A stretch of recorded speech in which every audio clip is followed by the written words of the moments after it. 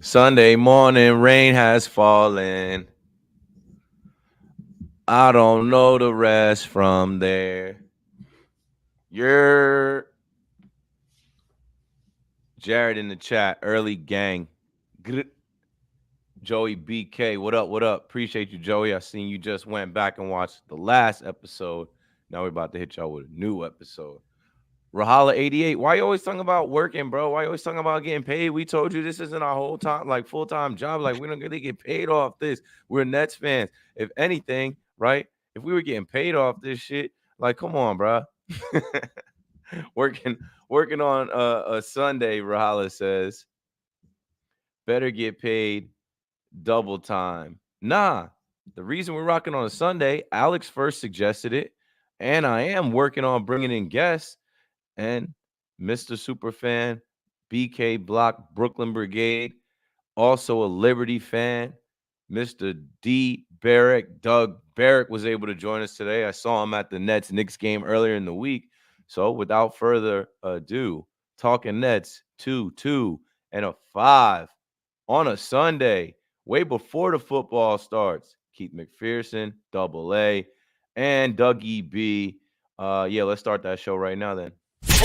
We're doing that Brooklyn Nets talk right here on Talkin Nets. Brooklyn, we go hard. Go hard. Talkin Nets. Hosted by Keith McPherson.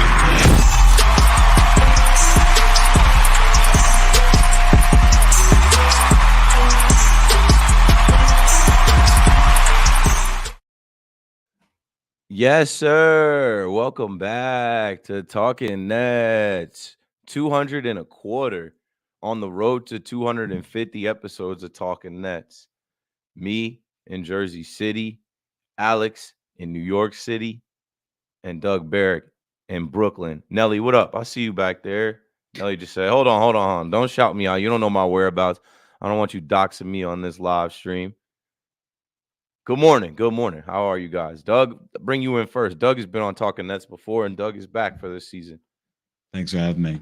Good to be back, especially after a win. Not that I need a win to come on, but timing is everything. You need a win. Maybe you brought the good luck, and I think Whammy brought the good luck, and you Whammy's right hand man. So we'll get to that in a minute. Alex, what's up, man? How's your weekend? How's your Sunday? 5 minutes into the afternoon. Yeah, it's been all right. I think all I can say about the win from last night is a win is a win. That's all I can say. But yeah, we'll get into it, and closer to the deadline, we'll also talk about that. But outside of that, it's been a good weekend. It's been good.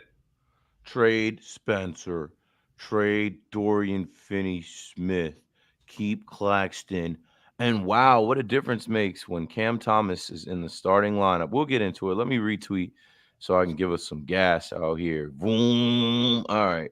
You know what I'm saying? I got more followers. I got twice as many followers on my personal account as the Talkin Nets account, which is way more than most of these bozos that write under both accounts. So I got to start off right there addressing the bozos. The last episode we did, shout out to Robin Lundberg who came through, and Robin was talking about how he came to New York, and he was talking about the Knicks on the radio, and how the Nets were a little underrepresented, and he kind of joined the Nets fandom, and his kids are Nets fans now, and it's a down year for us, but whatever. We went to that Knicks game like, hey, let's see what happens. I honestly didn't think we could beat them, seeing how we find ways to lose, and we were coming off of blowing that Lakers game. But, man, the first thing I had to get off my chest today is something that I was getting off my chest on air at WFAN for everybody in New York to hear. Brooklyn is not in New Mexico. It's in New York. You follow me? For all of the gas that they put on this situation, I swear they were hyping it up. Yo, it sounded like Madison Square Garden in there. MVP chance in the Barclays? How embarrassing. The Nets should relocate somewhere. Can't believe they made it sound like the Garden. Knicks fans was in there chanting, let's go Knicks. Mikal Bridges got booed at the free throw line. Man, shut up. What does that mean? What do you win for that? What do you get for that? This is New York, dummies. I know you guys didn't need to go to Geography 101 to realize you can take the train from Madison Square Garden to Barclays Center in 35 minutes. Also, the New York Knicks started in the 1940s. The Brooklyn Nets have been here for a decade and a year. What are we talking about? I had to throw water on that. And even some Nets fans saying, "Oh, well, they took over our arena. We should relocate. They should have left us in." No, the best home for the Brooklyn Nets is right where they are. And I'm speaking as a fan that I seen them play in Continental Airlines Arena when I was a kid. And I tried to go to Newark when they were over there. Nobody wanted to go with me. Um, and now going to Brooklyn for this last decade, this Nets world has been built. And what I mean by that is I've seen the progression. I've seen the evolution. I've seen the change. Doug Barrett can speak to that. I've seen our arena actually get full with fans, Nets fans wearing Nets merch that, are familiar faces that you've seen over and over through the years now. And it's a down year as far as what they're putting on the court. But for any Knicks fans celebrating the Knicks fans taking over Barclays, I thought we had no fans. I thought they pumped fake sound into our arena. I thought nobody cared about the Nets. Stop moving the damn goalposts. I'll pass the mic. I mean, to speak a little bit on that, we are the more affordable arena. They can't even afford their own arena, so they got to come over to us. But yeah, like it's back and forth. It's like brotherly times, but sometimes they take it a little too personal. You know, Brooklyn is a great place. It's the biggest borough. It's Kings County. We still gotta, bring that final crown in, but um, I don't take much. To me, it's another game until it gets more competitive. The whole rivalry stuff. It's not gonna like we haven't consistently been on the same or nearby level in a while. Like it sucks. Like you want Day that, and night. you want that fire. Like Jets, Giants, all that. Like yeah, it's annoying. You share your plays for the most part. Um, but yeah, a lot of times what I've noticed in the arena, like this was the loudest they've been in the arena. Normally they wait till like they have a comfortable lead, which is kind of sad. Like cheer for your team. But props to them. They showed up. They could show up. Um, it is what it is. They're supposed to be the better team right now. So the fact that they're struggling with our guys kind of says a lot about them. Yeah, I was in the arena. Granted, I sat up there with Evan Roberts and Tiki Barber and Tommy Lugauer, which I never really be up that high, not flexing, just like I haven't been sitting up in the 200 or higher since like 2013, 14. There's a little bit different sound dynamic upstairs when you're way upstairs than downstairs. So I can't really speak to downstairs, but what I did feel, and I think Doug spoke to this too, they didn't get that loud until the Nets blew the lead at the end, and then they started coming alive. In the first half, it was like, all right, we're in here. They tried to get some MVP chants going. Knicks fans were trying to get some Let's Go Knicks going, but they kept getting hit with Let's Go Nets or boos. And then by the end of the game, when you got the game, because clearly the Nets love to blow games, they love to lose games, you can have that. But I just think it's backwards because how one year is it, oh, yeah, I ain't got any fans. Oh, we don't care about them, to now, oh, we took over their arena. Like, if we have no fans, that should be easy. That's an accomplishment. And last, I had to pull up the Joel Embiid Wells Fargo Center. I'm like, it's more of a flex that you drove down to Philly and did this than hopping on the train. And a lot of you didn't even have to hop on the train. You could have walked there from Brooklyn. Like, so anyway, let's get to more important things. Since we have Doug Barrett in here, we're going to keep going with these fan features from our guy Joel. So let's read Doug's while Doug is in the chat. Doug Barrett, I became a Nets fan when the team moved to Brooklyn and then attended my first game with my dad on January 18th, 2013. Since becoming a fan, I joined the superfan group called the Brooklyn Brigade, who are my extended family in the soul of Barclays Center. I also have had the honor of calling the Nets' most well-known fans my grandparents, the Whammies, welcomed me into their lives and have allowed me to become their shadow for some priceless pregame experiences. I've been able to capture all their heartwarming interactions with current and former players. The most important part about being a Nets fan is sharing the fandom with my pops, the OG fan. Shout out to Doug Barrick. Doug is in the chat. Let's give Doug a minute to speak on that. Go for it, Doug.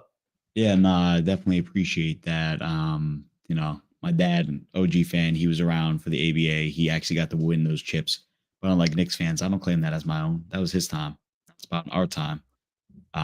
So we've been through a lot in a short time in Brooklyn. Anything you put Brooklyn on the chest, it really hits home for all of us. I didn't actually start watching basketball until I started playing 2K with my friend in college. Shout out to Eric Goldberg, Bulls fan. And we got to have that fiery passion with that 7-game series that none of us like to talk about anymore against the Bulls in the early days. Still been a fan, learned hoops through playing 2K. So shout out to them, although their product needs to be a little bit better. But yeah, Whammy's our family friend. Their kids went to college with my aunt and uncle, and they've known each other, a while. So getting to know them on my own and kind of establishing that, they are like family to me. We do miss Judy so much. Miss Whammy is, Bruce may have been the noise in the arena, but she was the heart and soul. Like she brought the inner beauty of the arena fandom. So being part of their heartwarming experiences still after spending every single game last season with them, it's different without her, but just seeing Bruce for who he is as a person, pregame with all the players, it's priceless. And last night, was a testament of that. That was one of the most wholesome, most like wowed experiences I've been a part of, even if I'm the one behind the camera. Yeah, the whole game, I was like, man, it's Whammy's birthday. Happy 88th birthday to Mr. Whammy. And Whammy is always behind the backboard where he sits and, coming up and doing his thing when the guys shoot foul shots. And when we got one at the end of that game, and it was just like Whammy magic, and the Nets get a win because they were trying to find a way to lose again. They were trying to fumble. I was talking to Alex and Doug in the chat. I'm like, no way we lose this lead, right? Whammy said, no way. So shout out to Whammy. Shout out to Mrs. Whammy, RIP. What I'll say about Mr. Whammy and the Brooklyn Nets and the New Jersey Nets, like there are themes that go on, I guess, throughout the NBA. There are super fans in every city. But I think that Whammy is one of the more well-known, more recognized, definitely by players. Like past, present players definitely know him. Former Nets, even guys that haven't been on the Nets. That's why I always laugh when people try and play like they don't know who Whammy is. I'm like, he wears red sleeves. He's got white hair. He's literally 88 years old. He's got signature move.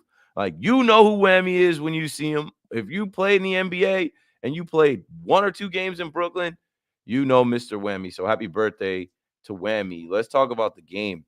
So last night's game, the Brooklyn Nets defeat Ime Udoka's goofy head ass. I told y'all last week, bro. Like, and I'm gonna say this again. Maybe I didn't say this on here. I always get confused if I said it on WFAN or I said it on the pod. Ime Udoka, he's got to pay his wife $32,000 a month in child support. How you have Nia Long, first off? How you bag Nia Long and then fumble the bag and have to give up the bag? Shame, shame, shame. And that's why I think Ime is always hot. Like, I've been watching his coaching style. Like, he was about to challenge a play yesterday. Even last time he was here, I'm like, oh, this guy is agitated. Because he had Nia Long, fumbled the bag. Now he got to give up the bag. And he's down in Houston somewhere. I'm sure they got booty clubs and strippers over there from what I know about James Harden. But you had one of the baddest all time, and you fumbled that. There's no coming back from that, dog. You went out sad. Anyway, so last night, Cam Johnson is hurt.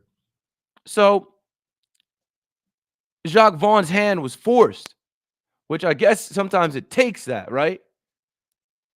Cam Thomas, number 24, young guard for your Brooklyn Nets, starts the game and comes out doing what Cam does.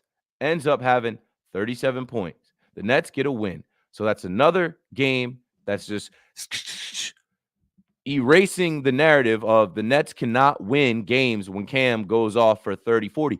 It's pretty normal for him. It doesn't even look like he's going off. It's just what we expect of him now. And when everybody else in the starting lineup chips in double digits, Dinwiddie with 10. Trade him.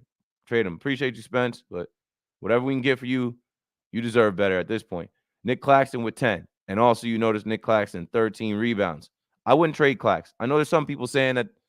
We'll get to that. We'll get to that in a minute in the chat. Let me know who y'all think we should trade or not trade as we're going through some of this. I wouldn't trade Clax. Dorian Finney-Smith with 19 points. Yes, that's a good game ahead of the trade deadline. Hey, anybody interested in DFS? Anybody looking for a 3-and-D wing? Sure. Come on down. What are you guys going to send us a first-round pick in 2031? Whatever. It is what it is. We'll take it. We're not above it. We shall certainly accept. And last but not least, Mikal Brooklyn Bridges. I think some of the fans have stripped him of the Brooklyn Bridges name. 19 points, plays 41 minutes, 5 rebounds, 1 assist. I don't think he goes anywhere. Let's let Alex get a word in. Alex, watching the game last night, watching the Nets almost blow a 21-point lead. What were your thoughts on how they started the game? Immediately to me, I'm like, good start. And then obviously having Cam Johnson start, and tell us what you feel about getting that win on Whammy's birthday last night. Yeah. So Ramon said in the chat, Cam Johnson was out for personal reasons. So we just want to say, like, hopefully everything's going well. Did I say he was hurt? Yeah. My bad. I wasn't. I just woke up from a nap at 11:45. He wasn't hurt, but either way, he was a healthy scratch, and that's why Cam Thomas was able to start. But yeah, thanks for that. Yeah. This whole, I don't know. It seems like a mirage that Cam Thomas moving to the bench makes our team better, and that's what Jacques Vaughn thinks, and I completely disagree, because every time he goes off, every now and, well, not every time, but sometimes whenever we lose, he goes off, and he sometimes gets the blame for that for some reason, which makes no sense. And then you play him, you start him, and Mikal Bridges is a more efficient scorer. I know he only scored 19, but not only that, but he got a lot of load off on the offensive end, that he was better defensively. So it just makes sense where when you play Cam Thomas, it makes Mikal Bridges more efficient and more effective.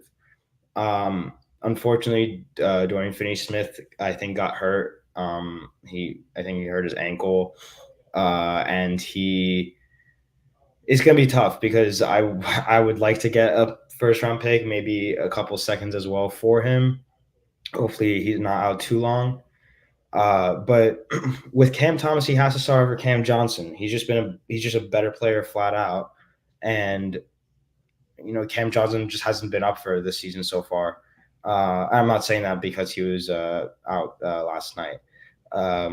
But with Cam Thomas, it just makes other people better, and it makes our team better when he starts. It just makes sense. And now we only have 2 wins since he got moved to the bench. If next game Cam Johnson's available and he moves to the bench, you have to look at either ownership, or you just have to look at the higher ups, and it has to be some sort of decision from them or Jacques Vaughn, because it doesn't make any sense for him to be on the bench. And Jacques Vaughn said it before: if you play well, you earn a spot, or even showing it in practice. I mean, he's shown it multiple times, and he said it before, like, his minutes are random. He played 41 minutes last night when 2 games ago he played like 18. So it just doesn't really make sense. But, a win is a win. The end was terrible. Royce O'Neal giving the ball away, but yeah, a win's a win again, and against the Rockets. So they have our pick. So yeah, it was good to get one finally. I think we're back into the play-in spot now. I think we're 10th now. So yeah, I would just really know. What do you guys think? Doug? Yeah, so good to get a win. We shot terrible from the free throw stripe. We shot 59.5% from free throws. That's one reason why the game was close. We also got out rebounded by 15. They won the offensive boards by a large margin. So that was basically why the game was so close. Like shooting percentage, we were fine in comparison. Not great, but fine. DFS had a fantastic game all across the box score, plus minus, if you believe in that. The rest of the box score, it all evens out. Hope Cam Johnson's all right. Personal reasons or nothing, really to joke about. So hope all is well there. But let's say hypothetically he comes back and all that, and then Cam, what do they do with Thomas?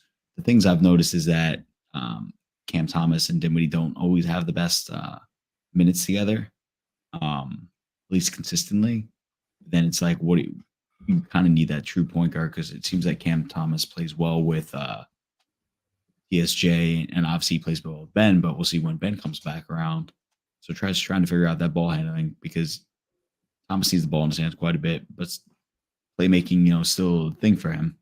But you also don't want to limit yourself, because a lot of games where we run out of gas in the fourth quarter, Cam Thomas is not available. Last night was an exception, it seemed. But yeah, so then it's like interesting what do you want to do? Because I still feel like based on our roster, Cam Johnson plays best at the 3. Then, how does that really, work out? If, let's say, hypothetically, you still want Bridges, let's say the 2, and then Cam at the 1, but neither of them are really, playmaking ball handlers for the most part. Like, you can see flashes with Thomas, but not consistent. And then, trade deadline, DFS likely going to warrant 1 to 2 first round picks. Royce, I don't want to go too far into it, but it's unfortunate the game got that close. But it was nice to be against the Rockets, since they do hold our pick. So yeah, and we were talking about the standings. The Nets are now back in the play-in, in the 10 spot. And then when you look in the West, the Houston Rockets are out of the play-in in the 11 spot. They're 21 and 24. The Nets have to find ways to win. The Nets, and this was, how we'll get to the next point, but the Nets are trying to make the playoffs every year. It doesn't matter who is there. It doesn't matter who's not there. And they're not ever punting on a season like some of us want. Me specifically, I've been young. Go ahead and punt. Get what you can get. Go ahead and trade pieces off. Get what you can get. They're not going to do that.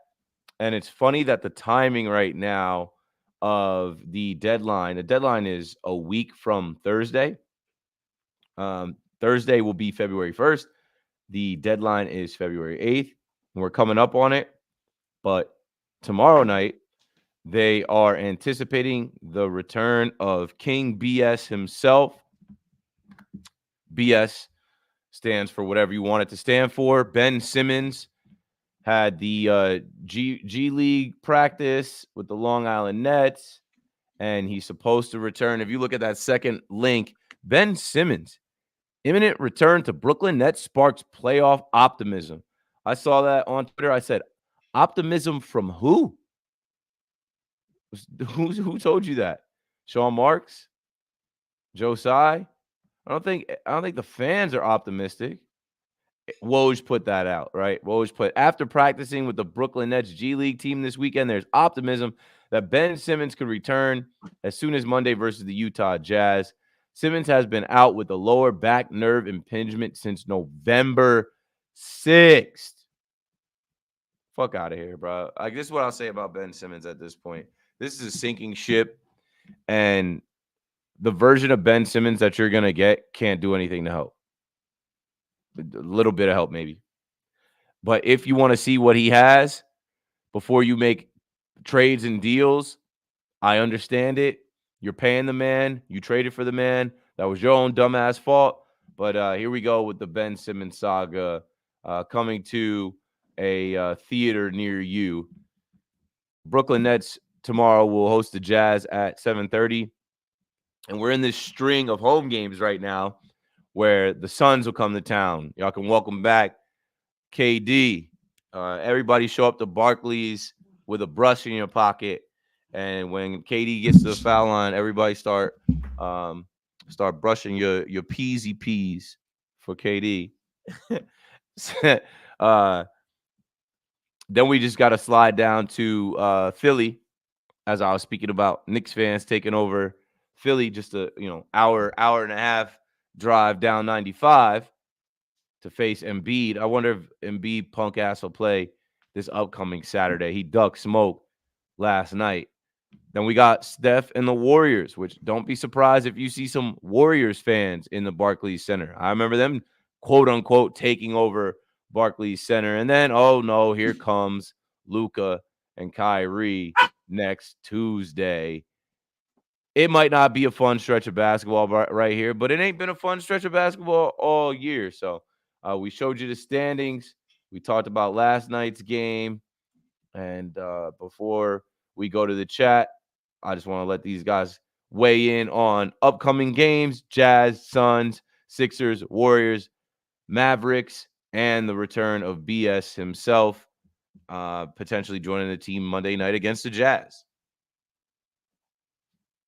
Yeah, I don't know if he'll be inserted straight away into the starting lineup because he was a starter in the beginning of the season.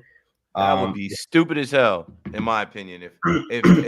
If you are benching a healthy Cam Thomas and then Ben Simmons comes back and you put him in the lineup, fire that man. Fire Jacques Vaughn right away. Don't even let him start the game. When that little starting five graphic comes out, if it says Ben Simmons is starting Monday night, Jacques Vaughn, you're out of here. Yeah, and well, I think he might actually get the start just because DFS is out most likely for tomorrow's game, and he seems like the right person to like just swap him with. Maybe Royce O'Neal will start, but and we'll also see if Cam Johnson's available for tomorrow as well. So it'll be interesting to see what the starting lineup is for tomorrow.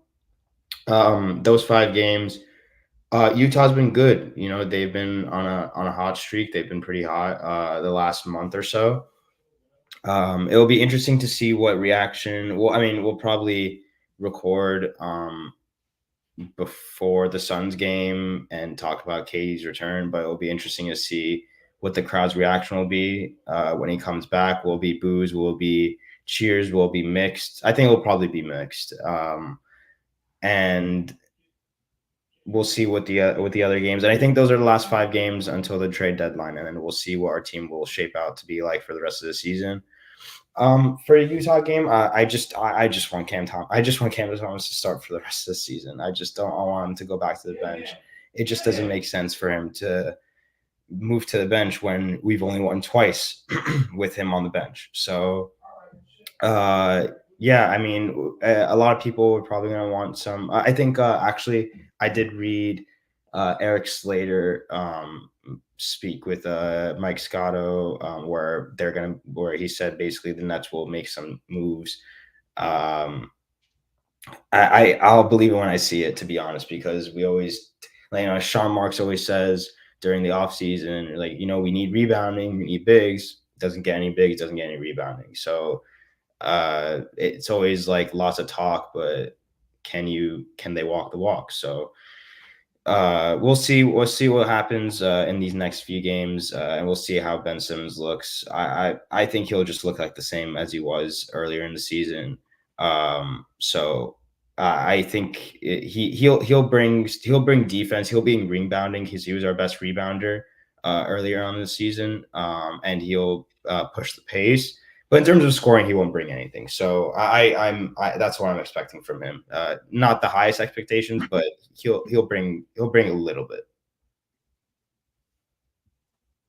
Yeah, for Jazz, it's Bodega night. I do not know if the Nets are going to be unveiling a Bodega mascot, which I've been trying to push for in a minute. Bodega cat. So maybe we'll, Bodegas are the owners of, cats are owners of Bodega. So we'll see how into this do they go. As long as team hype and Brooklyn Nets don't, pull cats type performance, I think we'll be good. I don't know what specialty they're going to do. I'm eager to see what makes it a bodega night because their actual bodega in the arena is overpriced. You're not going to find those Not since Arizona's, that's for sure. Otherwise, people be hoarding them. But yeah, Ben being back, as long as he's what he was in the beginning of the season, like those flashes, that's enough for me. I mean, obviously, you have every right to be upset. Back injuries aren't no joke, though. Like, as someone who has become a hot mess since turning 30 and change. So, yeah. Nah, I feel you. But But yeah, so I just like, think I just think he's BS.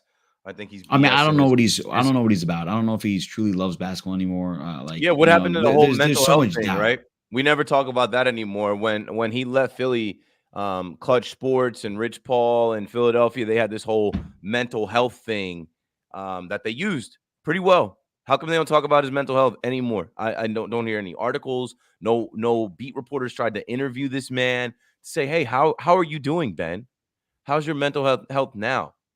Like, I got a problem with that because I have friends that suffer from that. I have friends with anxiety. I have friends with depression. I have friends that actually have mental health issues, that it's an ongoing battle, and they don't get to just use it to, get money out of an organization and then be like, oh no, I'm good now. Like, what's the follow-up, Ben? Come on, Talking Nets. Come tell My us. my my guess and speculation was that you.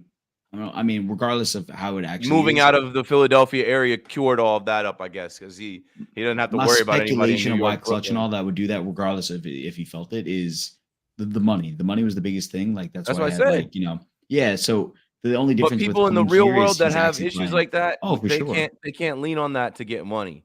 They Believe me, can't they brother. can't I take my evoke the citalopram every day. you know exactly. They can't evoke the mental health clause to benefit them in business. But I don't know. I'm just tired of it, bro. I hate that the Nets accepted the trade for him. I hate that that's our problem now. I feel like he's done. I think after the Nets, there's nowhere that he's gonna play in the NBA. But it is what it is. Joel, yo, the Nets finally got a win. Yeah, and you missed our Doug Barak fan appreciation. I don't know if you missed it. Maybe you were in the chat, but if you did miss it, let's do another one of those right now. So Joel's been working on these for us to, do something positive, to highlight something other than the losing Brooklyn Nets. So you guys might be familiar with, I think it's Scouse, not English, on Twitter. And Joel interviewed him, and he said, my granddad was drafted in to do some work on the bridge in the 60s, I think. He used to tell me stories when he lived in Brooklyn. When I was old enough and started watching sports, probably early 90s, I watched my first games, and my granddad told me to pick an NBA team. I asked if I could choose Brooklyn. He said, perfect choice. Well, was it New Jersey?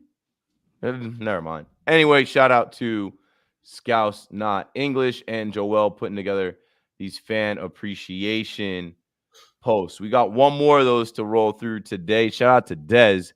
Dez says, my name is Dez from Brooklyn. Came around to the Nets after the Brooklyn move in 2012. My favorite memory from the team is actually the first season in Brooklyn, seeing Joe Johnson constantly bail us out. Yeah, ISO Joe, clutch. He is currently my favorite player from the Brooklyn era. Facts. They should have never gave KD his number 7. They should have kept KD in 35. Then I probably wouldn't have bought 3 KD jerseys that I now have in my closet for no damn reason. Like, what am I supposed to do with these? Like, you see Doug Barrick's got the right 7 jersey behind him. What am I supposed to do with these 3 7 jerseys that I can't wear out in public? Donate them, I guess. Anyway, wrapping this up, let's go to the chat. No voicemails. So as we exit out, because I think I'm gonna go right back to sleep. I'm not gonna hold you. I gotta go to sleep before these playoff games start. If my son is still sleeping, I'm about to talk right now. So back to the chat. What was where was I in the chat that I wanted to make large?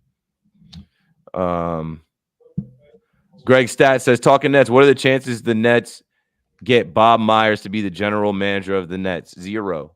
Joe Tsai likes his general manager. In my opinion, this is my opinion, 0. Joe Tsai likes his general manager. We were talking last episode about how he backed the general manager. He's not going to move on from Sean Marks. In Marks, we have to trust. We used to say in Marks, we trust. In Marks, we have no choice but to trust. Greg also says Ben Simmons is BS. Yeah, I'm just referring to him as BS. To LOL. Whom are we speaking of? Certainly not I. Saint says, if we waiting to see what Ben has before making deals at the deadline, we cook. But like that is something that Sean Marks, Joe Tsai, and the Brooklyn Nets would do. We're cooked regardless, but I think they're like, let's see what this guy could be, just so they could be let down again. Banish Jacques Vaughn to the G League. I honestly, if I see that starting five graphic tomorrow and all of a sudden Ben Simmons is back and he's in the starting five, I don't care if Dorian Finney-Smith is out. I don't care if Cam Johnson's still out. Like, this guy has a max contract, does the least, and he just gets to roll back into the starting lineup. Cam Thomas, imagine Cam Thomas got to be looking at him like, really, bro? Like, looking at the whole organization. And then, Cam was short with the media, and he had a question where he asked the coach, and then Jacques Vaughn came out to say something along the lines like, "Oh, these guys are like, that shit is corny, bro. That shit is so dead to me. Like, why are we even doing that? Whatever." Will KD get an almost won a championship tribute video by us? Maybe. I'm sure he'll get a tribute. Probably will. Yeah, he will. Yeah, they're gonna do something to honor him for Kyrie. I'm sure it didn't end well, but he had another scapegoat and all that, and Kyrie Irving, and we all had a fun time watching KD ball for us and take us to Game 7 against the Bucks, and they eventually became the champs. So we'll forever live with the thought of, if Kyrie was healthy, if Harden was healthy, what could have been. I think they will do something to honor KD. This isn't the first team KD up and left.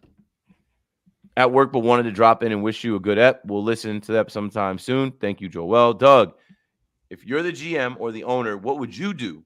Who's your next head coach for the next season? Go for it, Doug.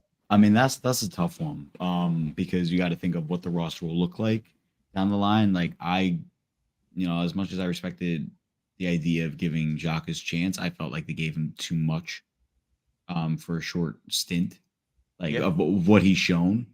Like, I didn't mind him, but I knew we were going more developmental. I never liked the Nash hiring. Like, I wasn't, to me, it was kid 2.0 type vibes. I thought Kenny deserved his shot a little bit longer with the big two at the time. I'm not going to count DJ as part of that big three. I like Sam Cassell, the history he has with the Nets, the partnership, he's had in Philly alongside Doc and such. Like, people really respect him, and he's very, I don't want to say outspoken, but like, he talks, players tend to listen. He's got a strong voice. It's not just over positivity, that SpongeBob vision that Jacques sometimes does. Like, Jacques' a nice guy, don't get me wrong. But I think he's lost the locker room. Like, not even just recently. I think it's been a minute. So similar to Steve Nash, Doug. Remember when and I said this every episode, when Nash stepped down and he eventually left, he said, my voice is not connecting. They're not listening to me. You can't coach guys that don't care about what you have to say. Yeah, no, for sure. I mean, part of it, like the first year of Nash had an outstanding bench of coaches. So like, you could kind of like, oh, okay, maybe he'll get it. Maybe he'll get it the next year. He didn't get it. He didn't learn. There was no like anything. So with Jacques, I knew it'd be a developmental year. I do feel we have disappointed. Like, I didn't have us like going crazy, like 6 seed max, 10 seed, where we are now is our floor. So we got to be somewhere in there, but we are substantially, the floor has some cracks in it and we've fallen through. I don't know what's going to happen in the trade deadline. I think we're going to retool. I know someone brought that up, like with, Royce, DFS, Din, like from what I've heard from various people, like something with either just coaching and Dinwiddie. Like, I know Sean, of course, and Joe like Dinwiddie a lot. Like, he's a great, phenomenal person, but I think unfortunately it's time to say goodbye yet again. It's okay. Yeah. Speaking of saying goodbye, my son is crying in the background, so that's my cue to wrap this up. And we got 45 minutes in. Last thing I wanted to add was Brooklyn Nets guard Dariq Whitehead will have season-ending surgery on Monday, Jacques Vaughn says. And I'll let you guys get the closing words. Thank you, Doug, for joining us on a Sunday. We almost never record on Sunday. Thanks to the loyal Talkin Nets subscribers. I see Saint in the chat, Warren in the chat, Ramon in the chat, Greg in the chat. AWNC Enterprise, Joey BK, Jared, Joel, a lot of familiar faces. Appreciate y'all pulling up, man. Let me see if I can get one more question from the chat, and I'll let you and Alex kind of say your last piece. Oh, this is funny. Once you're finished, we'll go to that one. Yeah, that'd be an interesting question. I have to look at all the players that grew up in the tri-state area. I know Jalen Brunson. Kemba Walker was a Bronx boy, but like he's. Why would you say Kemba Walker? Because that's the first thing that's the first player I came to, and I'm a UConn guy, so is he in the league? No, he plays in Monaco, but he's loving life there. So the first thing I thought was we just played the Timberwolves, and they have 3 Jersey guys: Nas Reed, who's from my area, Slow-Mo, who's from North Bergen, where I used to live, and then Cat, which is obviously Cat, I think is from Metuchen. So I put a tweet out. I was like, all those guys grew up New Jersey Nets fans. Fold. Let us get a win. Nah, instead the Nets fold like they always do. I speaking of Nas Reed, I really wanted him on our team last year for a couple years. Yeah, we were like, yo, trade for that guy.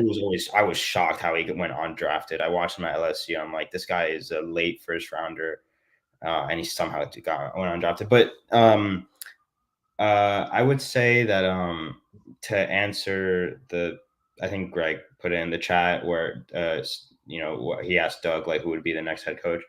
I saw a tweet from Billy that was really interesting, and he said he wouldn't hire him, but one person to keep an eye on to start a new direction would be Jared Dudley and give him a first year head coach, and that would be interesting because he has been. I think he's still with the Mavericks as an assistant coach. He was part of that team that won the championship with the Lakers, and he was never playing with the Lakers. He was just there as kind of like that Juwan Howard that was with the Heat. Udonis Haslem with the Heat, sort of like that like player coach type of player. And I really like Jared Dudley. I think he's really smart. He has some connections with the Nets in that 18-19 season. I don't know how to get along with Ben Simmons, but he would be an interesting one. Sam Cassell is a great shot as well. I think he deserves a head coaching job. But like we have to wait and see. We have to be patient. And I just want to see. It's so weird because Doug mentioned it. Our ceiling was probably the 6th seed, and our floor is the 10th seed, and we're at the 10th seed, and it's crazy because we've only won like 5 games in the last like 20, and it's just like crazy. And like I'm just looking at the standing. I'm seeing which teams are actually better or worse than us, and I'm like, realistically, we'd probably still be a 9 seed. Like I don't think we're better than the Magic. I don't think we're better than the Pacers. So like, there's not. I mean, I actually wouldn't be going into that much. The standings are reflective of exactly what the Nets fucking are right now. Right? They're a team with some talented players. They're a team that shouldn't lose as many games, right? They should be in the play-in at least, should be a potential playoff team, but they play like a bottom 3 team in the league in crunch time, in the fourth quarter when it's winning time. If they could just figure that out, they'd have a lot more wins and they'd be in better position. So, all right, I got to run, guys. They rather honor VC. Yeah, I would love to see that. And I saw someone said, what would a Ben Simmons tribute video look like? It would look like outfit of the day. It would just be him in fucking 20 different designer outfits on the screen sitting on the bench. All right, I got to run. My son just woke up. It's Sunday, and you know how that goes. I got things to do. Appreciate y'all, though, man. Doug was able to come through, so thank you, Doug. Appreciate you guys. Appreciate you accommodating Ellie and I on this beautiful Sunday rainy day. Joining the stream as well. Nets World, we appreciate y'all. Don't sweat it too much. The Nets will be all right. They'll figure something out. Hopefully we can get a win streak after all these losing streaks. And we got these upcoming games Monday, Wednesday. We'll come back with an episode maybe Thursday or Friday since there'll be 2 games this week. That's all I've got, though. I got to run. Appreciate y'all, man. Let's go Nets.